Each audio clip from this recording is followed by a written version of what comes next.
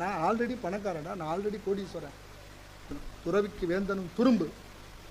அம்பாளை பற்றி நினச்சிட்டு இருந்தாக்க வேறு என்ன வேணும்? இதை விட என்ன வேணும்? நான் ஆல்ரெடி பணக்காரடா, நான் ஆல்ரெடி கோடீஸ்வரன்.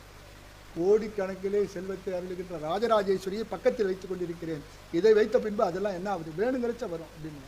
நீ சம்பாதிக்கக்கூடியது பணம், சம்பாதிக்க முடியாதது பக்தர்களுடைய மனம்.